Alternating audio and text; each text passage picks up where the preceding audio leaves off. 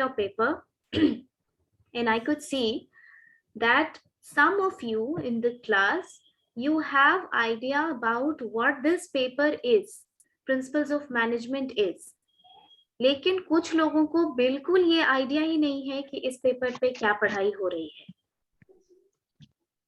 Understood?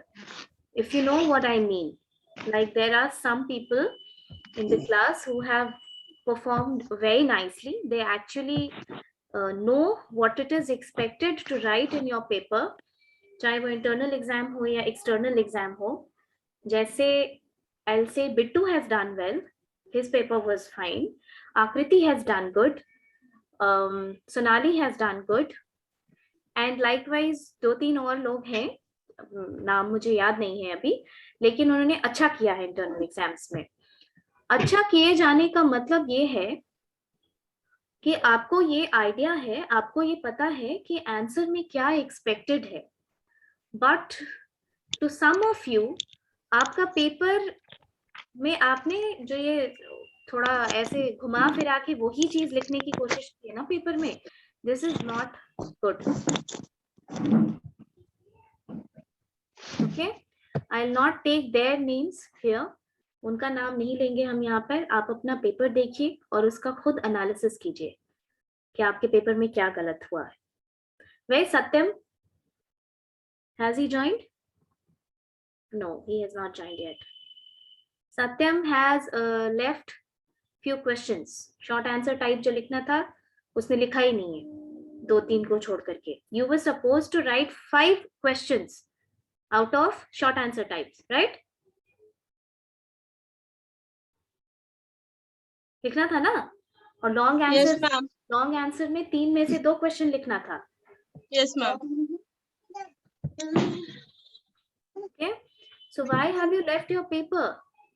दूसरी चीज, जब आप क्वेश्चन का आंसर करते हैं तो आपको ये पता होना चाहिए कि आपके क्वेश्चन में क्या पूछा जा रहा है. अगर आपसे ये पूछा गया है कि discuss the level of management, तो उसमें कितने ही लोगों ने 5 फंक्शंस ऑफ मैनेजमेंट लिख दिया है. So even if you have written 5 pages on that, I'll just straight away cut it and give 0. जब क्वेश्चन कुछ और है तो आप आंसर कुछ और कैसे लिख रहे हैं. तीसरी बात, बहुत लोग ने थोड़ा सा ऐसे स्मार्ट बनने की कोशिश की क्वेश्चन आंसर के टाइम पे कि आप शुरू का 2 लाइन लिख रहे हैं और बीच में आपका कंटेंट कंप्लीटली डिफरेंट है, जो कि क्वेश्चन से पर्टेन नहीं करता है, which does not belong to your question, your answers. वैसे केस में भी आपको मार्क्स नहीं मिलेगा, क्योंकि ये इंटरनल एग्जाम है. Since this was your internal exam and this was your first internal exam, and you need to understand कि जो क्वेश्चन पूछा गया है उसी का आंसर कीजिए आप. अगर आपको 5 फंक्शंस ऑफ, जब एक क्वेश्चन में लिखा हुआ है कि डिस्कस द इंटेंसिटी ऑफ, ये है ना एक क्वेश्चन तुम लोग में, discuss the intensity of functions of management, इस क्वेश्चन का क्या मतलब हुआ, पहले हमको ये समझाओ. Can you repeat, ma'am? Discuss the intensity of functions of management at various levels. इस क्वेश्चन का ही क्या मतलब समझे, ये बताओ. मैम एक क्वेश्चन था क्या? I don't know. The others?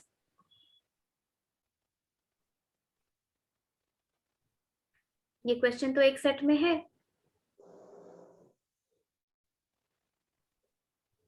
जब क्वेश्चन में ये लिखा हुआ है, एनीवन, इतने लोग ज्वाइन किए हैं, कोई भी एक्सप्लेन करना चाहेगा इसको? Discuss the intensity of functions. नहीं. जब आपको क्वेश्चन ही समझ में नहीं आया तो आप अप्रोप्रिएट आंसर कैसे करेंगे? क्लास में डायग्राम बना करके हम आपको intensity of various functions of management समझाए थे कि देखो 5 functions of management her level का मैनेजर परफॉर्म करता है. These 5 functions are universal functions. Every manager, be it at any level, has to perform these functions. लेकिन जो इंटेंसिटी है, जैसे प्लानिंग की, सबसे ज्यादा कौन करता है? Top level. टॉप लेवल करता है। यही तो डिस्कस करना था तुम लोग को आंसर में। रट्टू तोता के जैसा 5 फंक्शंस ऑफ मैनेजमेंट तो सब लिख दोगे, प्लानिंग, कंट्रोलिंग, फलाना फलाना फलाना। जहां थोड़ा सा क्वेश्चन घुमा दिए, this speaks about your understanding of the paper. जब आपको ये क्वेश्चन पूछा गया कि इंटेंसिटी ऑफ फंक्शंस क्या है, इसका मतलब कि टॉप लेवल को सबसे ज्यादा प्लानिंग की जरूरत होती है, प्लानिंग सबसे ज्यादा टॉप लेवल करता है। Yes, उसके ma'am. बाद कंट्रोलिंग सबसे ज्यादा कौन करता है? Lower level. Yes, ma'am. और मिडिल लेवल। आपको याद है एक ट्राइंगल बना करके और उसको पैरेलल ड्रॉ करके हम एक्सप्लेन किए थे, स्क्वायर बना के? Yes, ma'am. Yes, ma'am. वही तो था इंटेंसिटी। 3-4 लोग हैं जिन्होंने पेपर ड्रॉ किया है, पेपर में ये ड्रॉ किया है डायग्राम, लेकिन बाकियों को, प्लीज म्यूट योरसेल्फ, बाकियों को ये समझ में ही नहीं आया कि इस इंटेंसिटी का क्या मतलब है। दूसरा क्वेश्चन, डिसिप्लिन क्लास में नहीं समझाए थे हम कि डिसिप्लिन का क्या मतलब होता है? हमको लगता है कि सेट ए में था ये question. Discuss management as a discipline. क्या होता है डिसिप्लिन? Yes. बहुत बच्चे क्लास में थे जिस दिन हम डिसिप्लिन समझाए थे। चलो बताओ डिसिप्लिन का क्या मतलब होता है? सब तुम लोग जो उस क्वेश्चन को अटेम्प्ट किए हो, डिसिप्लिन का मतलब सीधा तुम लोग ये लिखे हो कि इस पोजीशन पे डिसिप्लिन की जरूरत होती है, मैनेजर डिसिप्लिन्ड होगा तो वो डिसिप्लिन से मैनेज करेगा। It is not this discipline. No, ma'am. It means that manager should have all kind of information or education, like technical, conceptual, everything. Study of principles, ma'am. नहीं, wait 1 minute.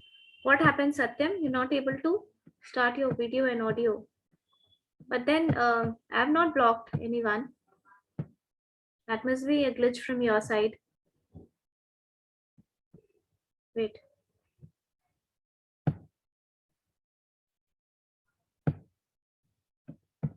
हालांकि हम appreciate करेंगे कि 3-4 बच्चों का paper बहुत impressive था, बहुत अच्छा लिखा है।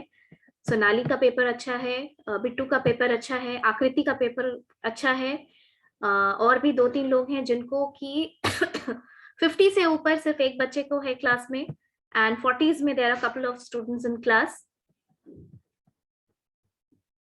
ठीक है, डिसिप्लिन का मतलब क्या होता है? व्हेन यू स्पीक की student management, discuss management as a discipline, discussing management as a discipline तुम लोग को नहीं बताए थे हम कि management is one subject which draws its principles, which draws its theory and information from various backgrounds, like organizational behavior, like anthropology, like sociology, like social science, like economics. Yes, ma'am. बताए थे कि नहीं? Psychology. Yes, ma'am. Psychology. Psychology, yes. बताए थे कि नहीं? Yes, ma'am. जितने लोग ये क्वेश्चन अटेम्प्ट किए हो, सब तुम लोग ये लिख दिए हो कि ये डिसिप्लिन जो अनुशासन वाला डिसिप्लिन होता है, इसी के बारे में सब डिस्कस किए हो। क्यों? ये क्वेश्चन तो क्लास में एक्सप्लेन किया हुआ था। अच्छा, another thing, see, this is one thing that you have studied from your school. This does not need to be reiterated in PGDM. आप जब भी कोई आंसर लिखते हैं तो योर आंसर, जैसे देखो इंटरनल एग्जाम्स था तो मैंने थोड़ी सी लिबरल मार्किंग इसलिए की है कि आपका कंटेंट सही है, कम क्लास हुआ है, तो अगर इंफॉर्मेशन करेक्ट लिखा हुआ है तो हम मार्क्स दे दिए हैं। लेकिन कुछ बच्चों को जिनको ज्यादा मार्क्स मिला है उनका पेपर अट्रैक्टिव है। अट्रैक्टिव इन द सेंस कि आप पेपर ऐसा लिखिए कि लोग, कि टीचर को जो भी आपकी कॉपी चेक कर रहा है उसको पढ़ने में थोड़ा इंटरेस्ट आए। आप लिख तो सही रहे हैं लेकिन your copy is it's very very congested, as if you are running short of pages. Diagram बनाया और वहीं एक लाइन नीचे से लिखना शुरू कर दिया। There are many, I am happy to see कि बहुत लोग हैं जिन्होंने की जो डायग्राम बनाया है उसमें टॉप लेवल, मिडिल लेवल और लोअर लेवल मैनेज किया है। इंटेंसिटी वाला डायग्राम भी 3-4 बच्चों ने बनाया है, और एक दो लोगों ने नेचर ऑफ मैनेजमेंट में कोई डायग्राम बनाया है जो उससे रिलेटेड नहीं है, so you will not be getting marks on that. उसके अलावा जब शॉर्ट आंसर टाइप होता है और ये लिखा हुआ है कि discuss the levels of management, short answer 6 marks का है। 6 मार्क्स जितना तो तुमको लिखना होगा ना, you need to write at least 100 words. तो discuss the level of management में क्या किया है, डायग्राम बनाया है, टॉप लेवल, मिडिल लेवल और बॉटम लेवल, और डायग्राम बना के छोड़ दिया, तो उसमें फिर 2 नंबर ही मिलेगा, because there were people who wrote about it. कुछ लोगों का क्वेश्चन पेपर काफी इंप्रेसिव है, आंसर शीट उनका, लेकिन कुछ लोगों में जो फ्लॉ है उसको आप प्लीज नेक्स्ट इंटरनल में करेक्ट कीजिए। डायग्राम का यूज ज्यादा से ज्यादा कीजिए एक्सप्रेस करने के लिए, and write your answers neat. Neat माने, अब हैंड राइटिंग का तो तुम लोग इस एज में कुछ नहीं करोगे, लेकिन जो क्वेश्चन लिखते हो उस क्वेश्चन के बाद 2 लाइन का गैप दो, जो हेडिंग है उसको अंडरलाइन करो, और उसको पूरा सीन करने की जरूरत नहीं है कि आप स्केल से ही अंडरलाइन करेंगे। ब्लू पेन से लिख रहे हो, ब्लू पेन से उसको अंडरलाइन करो। टॉप लेवल लिखा है, उसके बाद से राइटिंग शुरू कर दी, और टॉप लेवल ही पढ़ के ढूंढना पड़ रहा है कि अच्छा एक्चुअली हेडिंग लिखा है कि नहीं। Still, I have given you marks for those who have genuine answers to the question, but कुछ लोगों ने पेपर में ब्लफ करने की भी कोशिश की है। 3-4 क्वेश्चन में एक ही क्वेश्चन का आंसर लिखा है, वो उतना ही जानते थे 5 फंक्शंस ऑफ मैनेजमेंट क्या होता है, और वो बाकी सारे क्वेश्चन में घुमा फिरा के वही बात लिखी है। तो और एक चीज, सेट ए और सेट बी में एक क्वेश्चन था जो ऑर्गेनाइजिंग से रिलेटेड था। आप लोगों ने ये कंसर्न क्यों नहीं रेज किया था उस वक्त? देखो, organising includes, but I am sure कि आपके दिमाग में ये चीज होगा। एक क्वेश्चन है जिसमें ये लिखा हुआ था, organising includes authority, responsibility, delegation, और बाद में एक था कुछ एक और कुछ ऑप्शन था। Wait, I will see and I will tell you, 1 minute. Supervision. Yes. तो एक्चुअली वो अथॉरिटी, रिस्पॉन्सिबिलिटी और डेलीगेशन, ये तीनों ही सुपरविजन के अंदर आता है, सॉरी इसके ऑर्गेनाइजिंग के अंदर आता है। So it was a misprint that supervision all should have been there instead of supervision. तो जिन्होंने, you just got lucky in this question, set B में भी ऐसा एक क्वेश्चन है, 2 क्वेश्चन है, तो उसमें सबको मार्क्स मिला है, जो सही अटेम्प्ट किए हैं वो भी, और जो सही अटेम्प्ट नहीं किए हैं वो भी। So that was a lottery for you. Fine, because Ma'am, of what that. is the answer then? Organizing includes? Organizing includes, देखो question number 9, wait, question number 9, set B. Organizing includes authority, delegation, supervision and responsibility. तो देखो, authority, responsibility तो होता ही है organising में, delegate किया जाता है, तभी तो अथॉरिटी और रिस्पॉन्सिबिलिटी की बात आती है। तो सुपरविजन इज इन डायरेक्टिंग, ठीक है, ये सुपरविजन ऑप्शन के बदले में ऑल होना चाहिए था। तो आप में से कुछ ने अथॉरिटी किया, कुछ ने रिस्पॉन्स, आई अंडरस्टैंड कि कंफ्यूजन हुआ होगा, इसीलिए वो मार्क्स सबको मिलेगा। एक क्वेश्चन और था, वेट,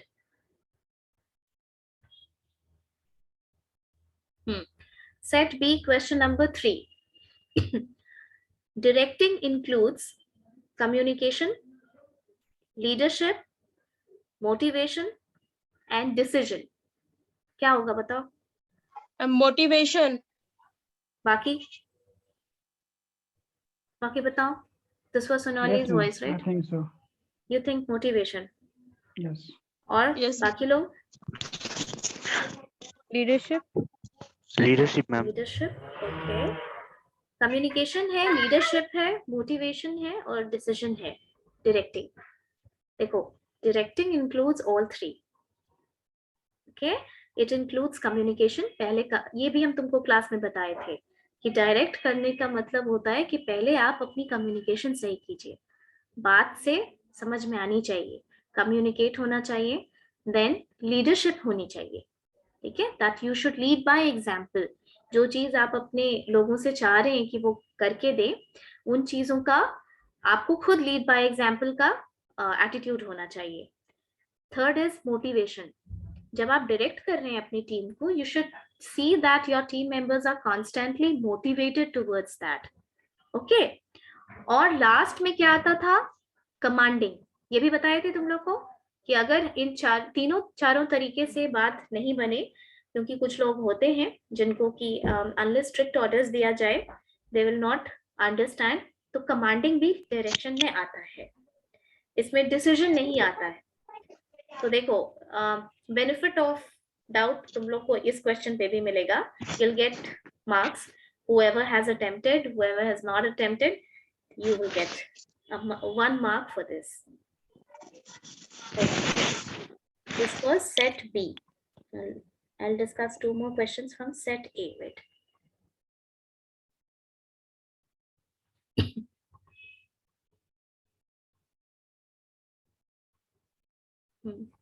सेट ए का थर्ड क्वेश्चन, इसमें भी सेम था। Directing includes communication, leadership, motivation and decision, तो इसमें ऑल होना चाहिए था। और ऑर्गेनाइजिंग वाला जो क्वेश्चन था वो सेट ए में भी कॉमन था। ओके, लेकिन सेट ए का जिसने जिसने ये अटेम्प्ट किया है, अच्छा, there is a question long answer type में, what is the applicability of effective management.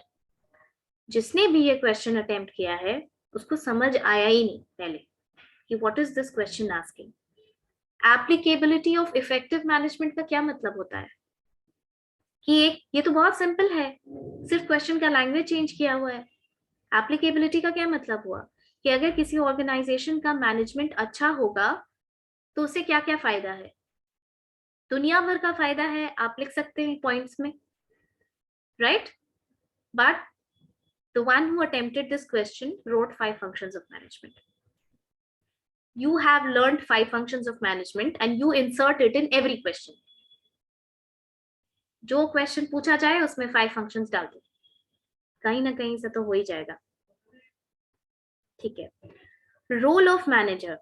Role of manager question क्वेश्चन पूछा गया, जहां ये स्पेसिफाइड नहीं था कि इंटरपर्सनल रोल के बारे में पूछा जा रहा है, कि इंफॉर्मेशनल रोल के बारे में पूछा जा रहा है, कि डिसीजनल रोल के बारे में पूछा जा रहा है।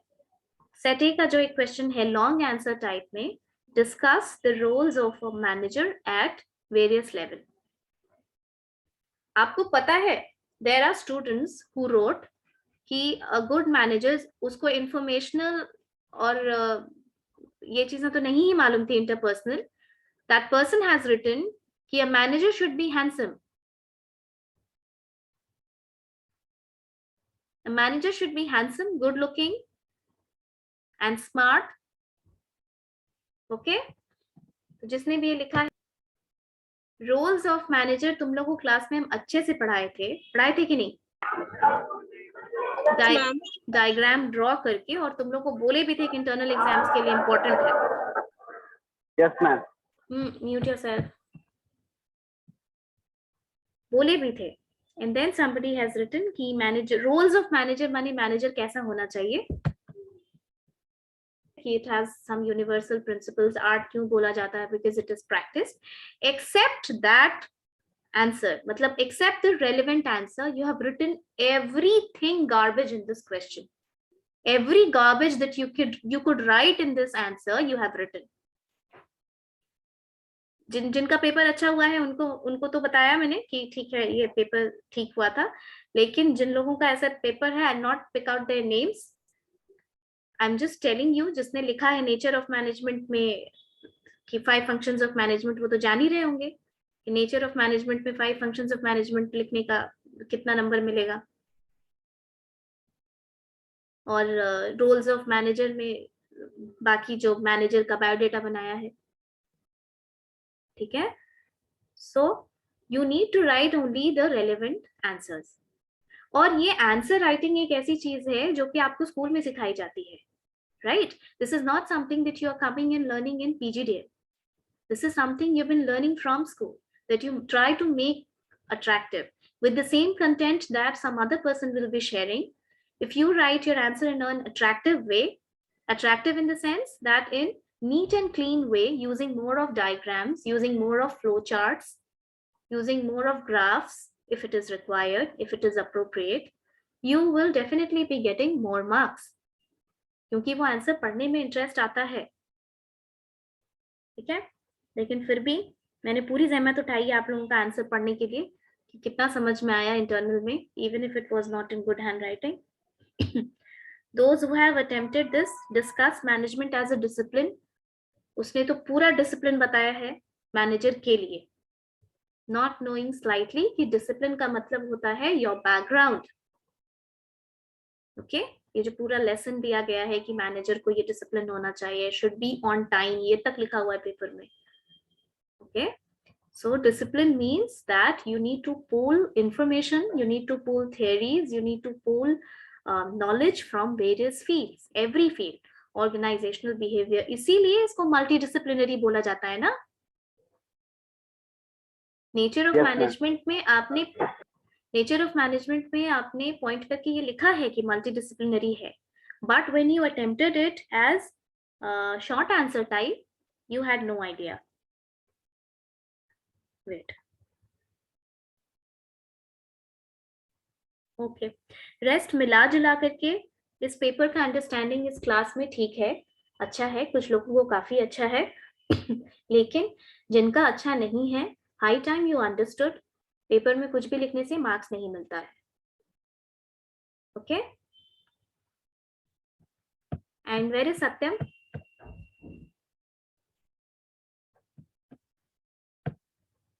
Present ma'am. Why have you left answers? बाकी जो क्वेश्चन अटेम्प्ट किया है वो क्वेश्चन अच्छा अटेम्प्ट किया है, ठीक लिखा है, but you have left short answer time, short answer type. I guess you miscounted it. Ma'am मुझे आता सब था मगर पता नहीं क्यों छूट गया. स्लो लिखने की वजह से. ऑल्सो देखो, एक और चीज है, अगर आपको लॉन्ग आंसर क्वेश्चन लिखना है, ठीक है, 10 मार्क्स का एक क्वेश्चन होता है, राइट, 10 मार्क्स का एक क्वेश्चन है, और अगर ये क्वेश्चन आया है कि discuss the level of management, तो आप क्या करेंगे? अगर आपको टॉप लेवल के बारे में पता है, this is not about Satyam, okay, I am telling this regarding someone else's paper, कि अगर टॉप मैनेजमेंट के बारे में तुमको पता है तो तुम टॉप मैनेजमेंट 2.5 पेज में लिख दिए हो, और मिडिल लेवल और लोअर लेवल मैनेजमेंट 4-4 लाइन में लिखा है. Your answer should be in proportion. आपको कोई चीज ज्यादा आता है तो पूरे पेपर में आप वही भर देंगे, ऐसा नहीं होगा, वैसे मार्क्स नहीं मिलेगा. 10 मार्क्स का क्वेश्चन है तो यू शुड डिस्ट्रीब्यूट इट ना. Discuss the level of management में टॉप लेवल आता था उसको, तो उसने लगभग 2 पेज में टॉप लेवल लिख दिया, और बाकी का 3 लाइन में मिडिल लेवल और लोअर लेवल मैनेजमेंट लिखा है. This should not be done. आपको आंसर का प्रोपोर्शन लिखना होगा. ये सिर्फ राइटिंग के लिए इधर नहीं बता रहे हम, आगे भी आप पीजीडीएम करके अगर कहीं पे मेंस का एग्जाम लिखते हैं जहां की राइटिंग होती है, do not try to bluff the invigilator with this, examiner with this, क्योंकि they will straight away cut and give 0.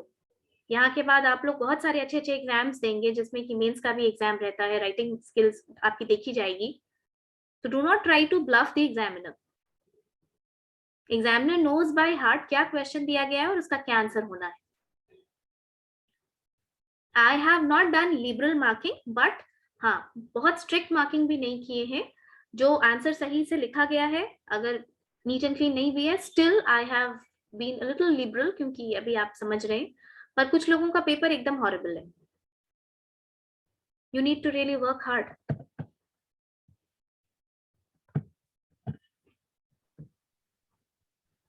सी, एक क्वेश्चन था कि discuss management is an art और साइंस. क्या होता है मैनेजमेंट? बताओ, बाकी लोग पार्टिसिपेट करो. Both, management is both. You have to give valid reasons why management is science, and then why management is arts.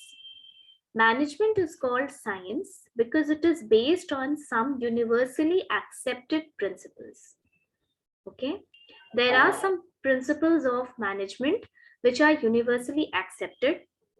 The 5 functions of management are in universal acceptance across the world.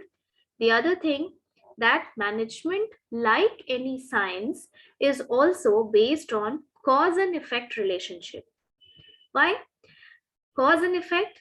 Because there is everything you do in management is a purposeful activity. So your consequences are dependent upon the actions that you have taken. So there is always this cause and effect relationship when you talk about management, just as it is in science. आपको science में ये पता है, और science बहुत type का होता है, pure science, applied science.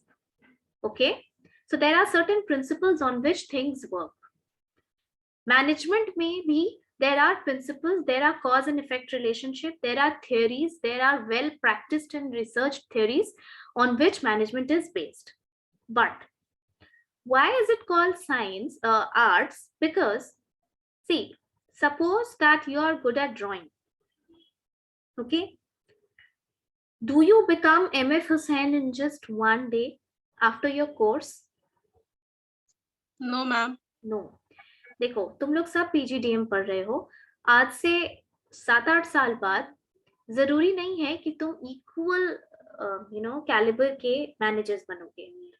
Some will be very good managers and some will be not so good managers. लेकिन पढ़ तो सेम कोर्स रहे हो, टीचर तो सेम पढ़ा रहे हैं तुमको. Then what is the difference? The difference is your personal capabilities and personal competencies are very important for management to be good and better. Just like arts, जैसे art संगीत है, आर्ट ड्राइंग है, या art किसी चीज, art की कोई भी चीज है, वो तुम जितना प्रैक्टिस करोगे उतने एक्सपर्ट बनोगे. ये फैक्ट है कि नहीं? The more you practice arts, the more you become perfect. And this is the same thing with management also. Though the principles, the theories, the classroom experience, the knowledge is same to all the managers, but what makes the difference is your personal competencies, your personal capabilities. The more you practice arts, the more perfect you become. So in order your knowledge to be converted into actions, you need to practice it. और इसमें तुम्हारा individual behaviour भी जो होता है वो बहुत मायने रखता है. इंडिविजुअल बिहेवियर जैसे एटीट्यूड, जैसे तुम्हारी पर्सनालिटी, जैसे तुम्हारा मोटिवेशन, जैसे तुम्हारा लीडरशिप, योर वैल्यूज. समझ में आई बात? एक बैच में इतने सारे मैनेजर्स होते हैं, क्या सब उतने बड़े लीडर बनते हैं? नहीं बनते हैं. इसका यही कारण होता है कि when you're not everyone can become leader, because your personal competencies and your personal capabilities are also counted very much, and that is why management is known as an art. ये क्लास में भी समझाए थे तुम लोग को. Okay, is there anything more? Conceptual skills of top level management का क्या मतलब होता है? Concept मतलब क्या होता है? See, the top level management in an organization is supposed to take organization as a whole. He or she will not think about the organization in separate departments. He will conceptualize the skills and ideas which is needed as an integrative force for the entire organization. This is the reason कि conceptual मतलब बहुत analyse करके, बहुत research करके और एक concept बनाया गया, एक visualising the idea what is good for the entire organization, which has its strategic importance. For example, अगर organization में benefit plan implement होना है, so the top level will think about the various technicalities related to that benefit plan in the organization. Okay. So conceptual skills का मतलब होता है the flow of idea, analyzing, researching, and something that can be communicated in the entire organization for improving its efficiency, effectiveness, and productivity. Okay? Okay, ma'am. Is there anything more?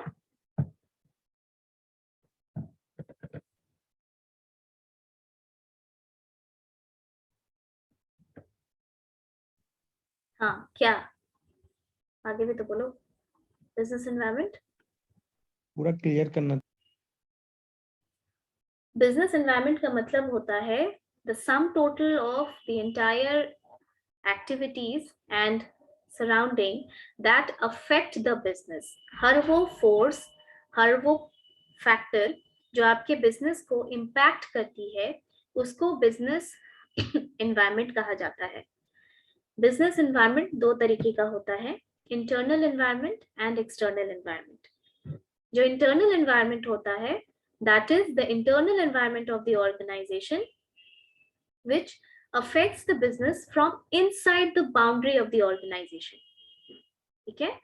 और external मतलब वो organisation के अंदर ये forces काम करते हैं, लेकिन एक्सटर्नल एनवायरनमेंट में जो फैक्टर्स हैं वो बिजनेस के बाउंड्री के बाहर काम करते हैं. जैसे कि पेस्टल करके समझाए थे, तुम लोग को याद है? Yes, ma'am. P for political, Political. E for economical, S for social, Social. T for technological, E for Technical. environmental, and L for legal. Okay, these are the factors which are external factors. Okay, these are the external factors. और internal और external के बारे में बात ये होती है कि the internal factors are within the control of organization up to a great extent. लेकिन जो external factors होते हैं वो organization के control में नहीं होते हैं. Okay, जैसे political factor. अब मान लो कि यहाँ की गवर्नमेंट किसी चीज से प्रो है, कोई पर्टिकुलर गवर्नमेंट किसी चीज से प्रो है और किसी चीज के एंटी है. आप उसकी आइडियोलॉजी चेंज कर सकते हैं? नो. No ma'am. आप मे बी किसी टाइप के ऐसे बिजनेस में होंगे जिसके लिए आपको किसी एक पर्टिकुलर काइंड ऑफ आइडियोलॉजी की जरूरत पड़े, तो that is known as political factor. जैसे कि अगर तुम वाइन का बिजनेस करना चाहोगे सऊदी अरेबिया में, तो तुम कर सकते हो? No, ma'am. No, because the politics there is not that friendly. Okay, not that friendly. क्या वो अलाउ ही नहीं करेंगे. Then economical factor, जैसे GST आया, डिमोनेटाइजेशन आया, ये सब पे किसी भी बिजनेस हाउस का कोई पावर है? कुछ No, नहीं ma'am. है. ये गवर्नमेंट का फैसला था कि GST लागू करना है, या ये गवर्नमेंट का फैसला है कि डिमोनेटाइजेशन करना है. अब ये एक एक्सटर्नल फैक्टर था जो तुम्हारे कंट्रोल में नहीं है. All you can do is कि तुम अपना बिजनेस में ही कोई अपॉर्चुनिटी फाइंड आउट करो कि तुम इन एक्सटर्नल फैक्टर्स को कोप अप कर सको. अंडरस्टूड?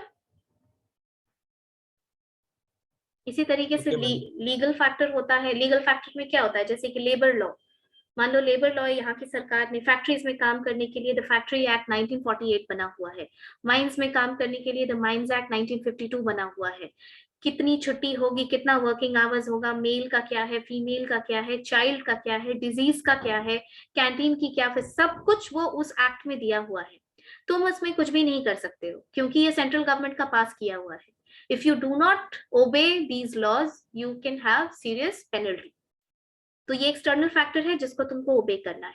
इंटरनल फैक्टर्स जैसे वीक मैनेजमेंट है, पुअर मैन पावर है, इनइफेक्टिव कंट्रोल सिस्टम है, पुअर मैनेजमेंट ऑफ इन्वेंट्री है, या और भी जो बहुत सारे फैक्टर्स होते हैं, उसको तुम टू एन एक्सटेंट अगर फाइंड आउट कर लो तो सॉर्ट आउट किया जा सकता है. But the external factors are completely uncontrollable. Okay.